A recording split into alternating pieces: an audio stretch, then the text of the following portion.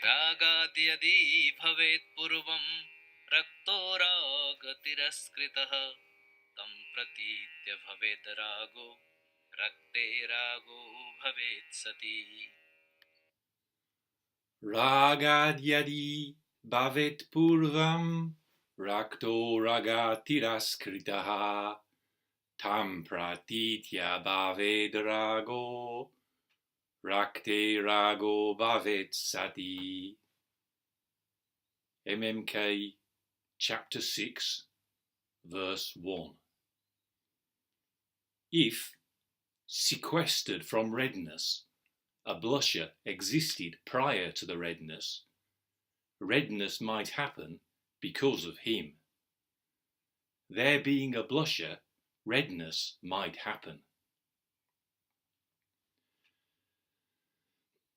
So I've translated rakta, literally the reddened one, raktaha, nominative singular masculine, literally the reddened one, the enamoured one, the coloured one, a blusher, because the verse is easy to make sense of if we translate it like that.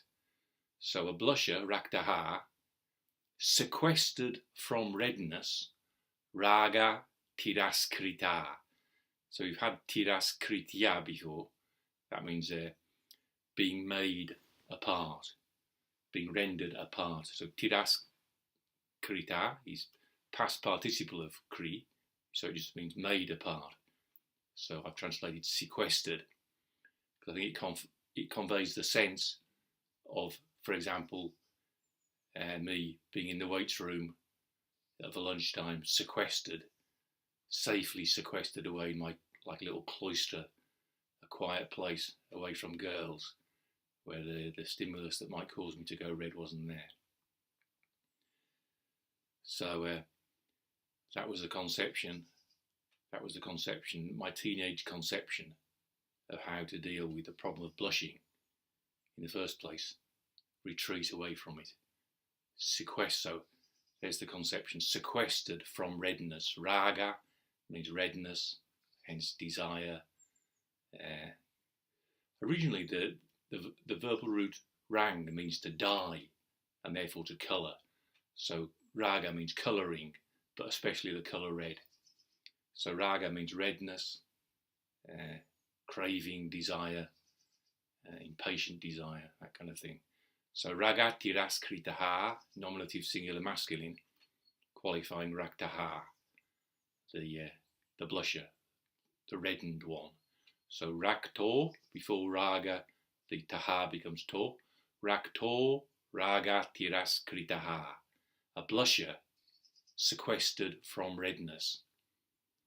If, yadi, prior to the redness, rāgād pūrvaṁ, so pūrvaṁ means prior to, before, and rāgād is the ablative, rāgāt or rāgād is ablative of raga.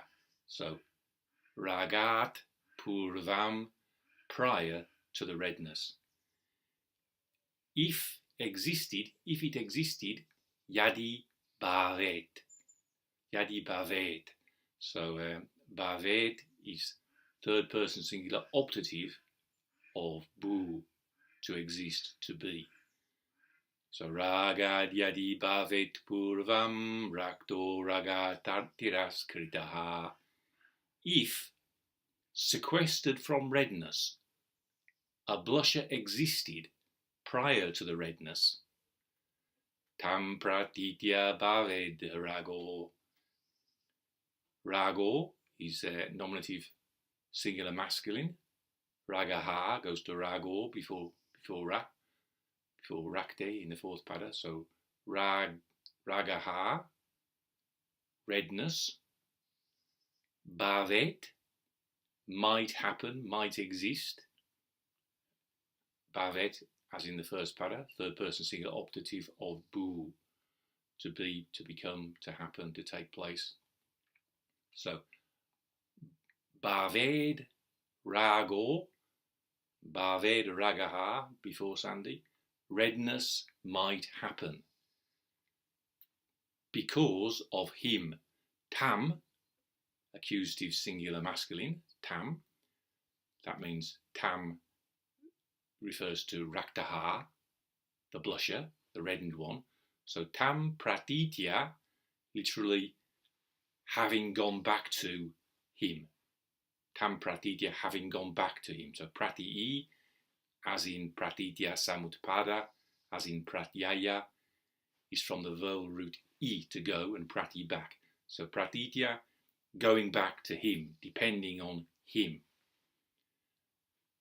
Tam pratītya bhaved rāgo. Redness might happen because of him. So it really hits the nail on the head of what it's like to have that, the worry of a blusher.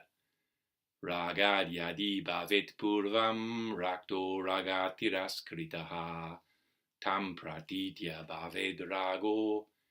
If, sequestered from redness, a blusher existed prior to the redness, redness might happen because of him.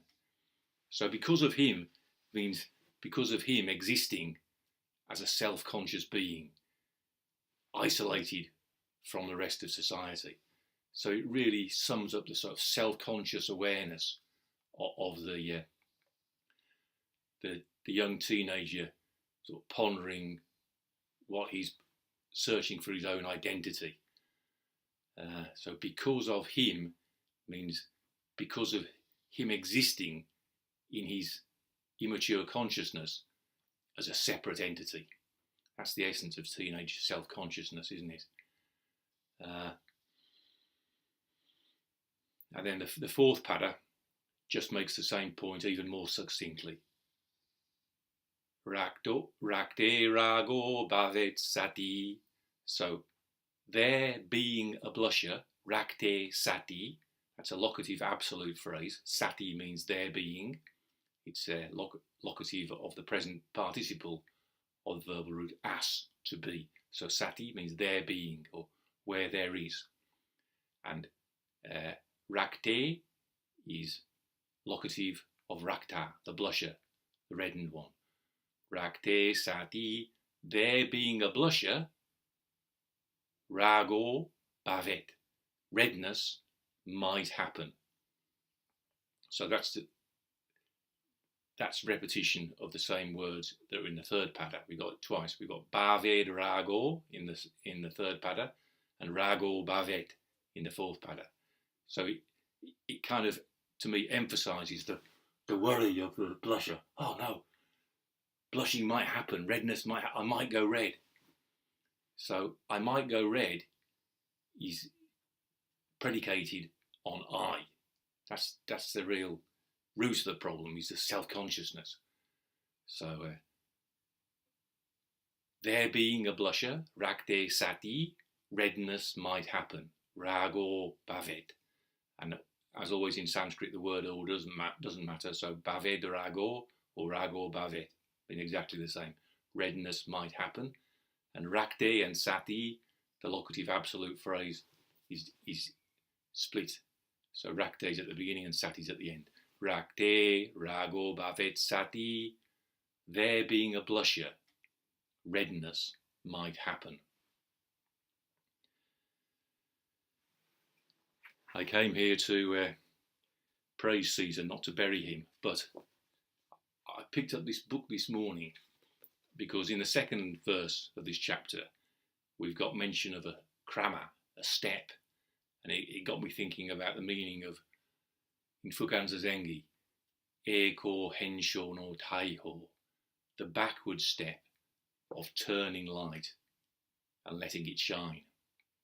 And my study under Guru Nishijima from the age of 22 was a strange combination of being pointed truly in the right direction and being pointed with total stupidity in totally the wrong direction.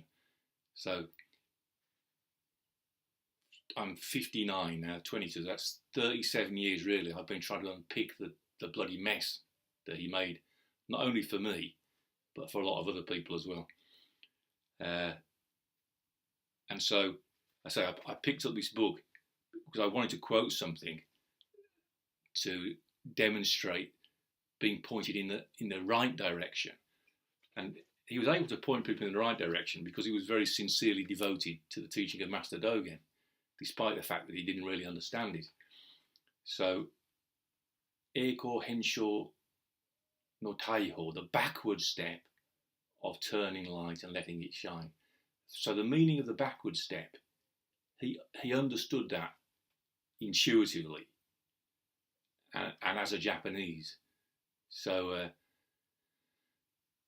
he's got a very nice explanation of the backward step in this book. If anybody wants a copy, email me, because I've got boxes of them. They were going to be thrown away, or remaindered as they call it.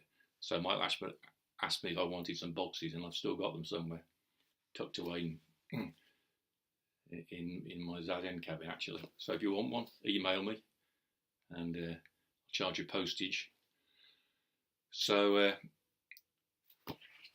I couldn't find, as it happened, I couldn't find the passage I was looking for. I thought it would be in the chapter on Fukanza Zengi, but I couldn't find it there. So he wrote it somewhere, a very nice explanation of the backward step. And I know it was a nice explanation because it guided me. I came back to it again and again. It's guided me for 37 years, sort of in the right direction, understanding that what to look for is understanding of the backward step. And then, as I've mentioned before in these lectures, I give myself away, don't I, lecturing, in these explorations, that I should make it more exploratory and less of a lecture, shouldn't I? That's the point. Anyway, yeah. Pressing on, stumbling onward, blundering forth. Where was I? The backward step of turning light and letting it shine. So, deepening one's understanding of the backward step. And then I was going to mention in chapter 2 we had Ashvaghosha saying sampravritischa nivritischa. There's stepping forward, sampra forward, vritti, rolling forward, sampravriti, rolling forward together, and nivriti, rolling back. So nivriti is the backward step, and that's really clearly explained in Ashvaghosha's rendering of the Buddha's words, which I quoted before, I think in relation to that verse where we have sampravriti, stepping forward, rolling forward, and nivriti, stepping back. So Ashvaghosha emphasizes the importance of nivriti. Cessation is a turning back, a stepping back. But what I wanted to say from my own experience, and this really is experience, is that I bought this place in France 20 years ago as a place to retreat to. So that was foremost in my mind was a conception of somewhere to go back to for stepping back and finding happiness in that, which I have done, without question. Be very grateful for that possibility of finding a quiet place to practice stepping back, turning the light and letting it shine. But what I experienced, especially in 2006, 2007, I've mentioned before, I had this pain in my stomach, which wasn't going away, however much I practiced the backward step. And I knew from experience that actually what I needed to do was find some task in which I could channel my energy forward strongly, and that worked. And of course, the thing that I found was the translation of Ashvaghosha's Soundarananda, studying Sanskrit and translating Ashvaghosha. And then as soon as I started that project, sure enough, the pain in the stomach went away. So for me, it was confirmation, or it was I sort of knew it from previous experience, but it was a reconfirmation that, as Master Dogen says, there should be Shimpo Arubeshi. taiho arabeshi. There should be stepping forward and there should be stepping back. So I find when I'm doing work, carting manure around or building this place last year, the more you give yourself to some positive task, the clearer it becomes what the meaning of the backward step is. But this is really, what I'm doing now is commenting on verse 2. So I should, but what I wanted to say is that I dug out this book so that I could find Nishijima Sensei's explanation of the backward step. And what I actually found was his description of the dividing line between Buddhism and non-Buddhism. And as I say, I came to praise Caesar, not to bury him, but there's my plan and there's God's plan, and in the end my plan doesn't matter. So I think God's plan is that I should clarify how my teacher pointed me totally in the wrong direction. And the essence of it was right there. The dividing line between Buddhism and non-Buddhism. That is such a non-empty concept. And, the way he taught me in the end, first of all, I imitated him and found it was not the path to happiness to make these dividing lines between Buddhism and non-Buddhism.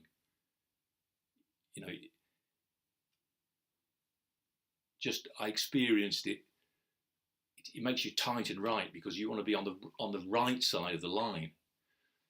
And then the way he really taught me was from the other side of the line when he perceived that I'd gone over to non-Buddhism, which the first sign of that, the leading indicator, was a letter I got. He said, "I hope you will come back to Buddhism." What, He sent me a letter when I was doing my Alexander teacher training. "I hope you'll come back to Buddhism."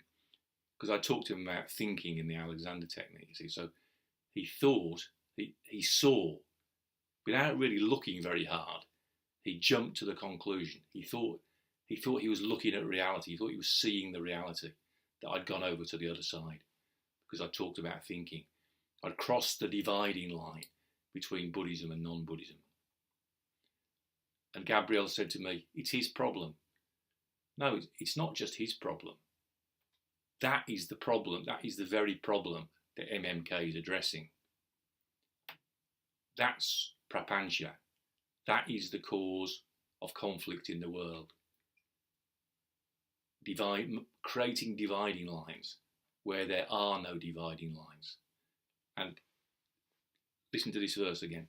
If, sequestered from redness, a blusher existed prior to the redness, redness might happen because of him. There being a blusher, redness might happen. So again, I experienced it so clearly in my teenage years, worrying about being a blusher. The original cause of the problem is self-consciousness. It's me existing self-consciously with a dividing line between me and the rest of the world. So that's not the ultimate truth.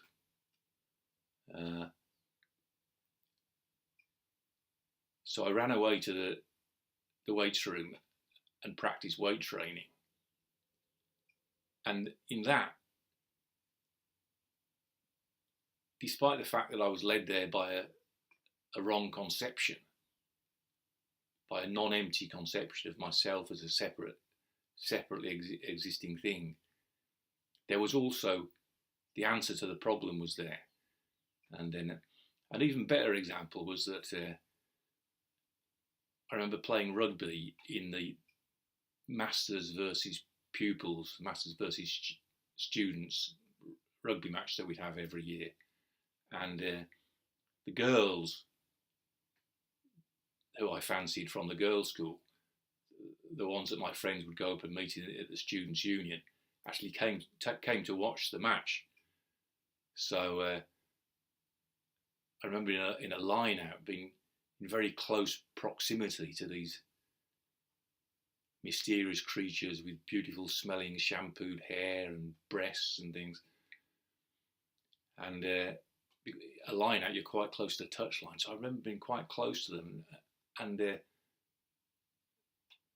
totally being unself-conscious. Well, I mean, I knew I was aware in the vestibular channel, aware, as I was talking about yesterday, about the opening to the possibility of staying still or moving. But I wasn't self-conscious in the sense that's described in this verse. There being a blusher, redness might happen. Because playing rugby, I was sort of in my element, and it was more body and mind dropping off, being part of the team. But so the awareness was peripheral, but it always stuck in my mind as, you know, there are the girls right there, and I'm not the slightest bit worrying. See, this is worrying based on a dividing line. If sequestered from redness, divided off by dividing line from redness, a blusher existed prior to the redness, redness might happen because of him. That's worrying on the basis of a dividing line. There being a blusher, redness might happen.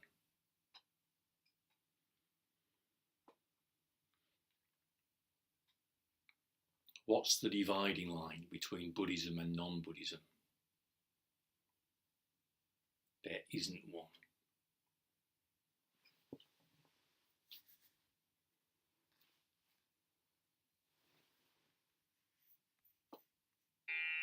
rāgād yadi bhavet pūrvaṁ rakto rāga-tiras-kṛtaḥ tam pratītya bhaved rāgo rakte rāgo bhaved sati.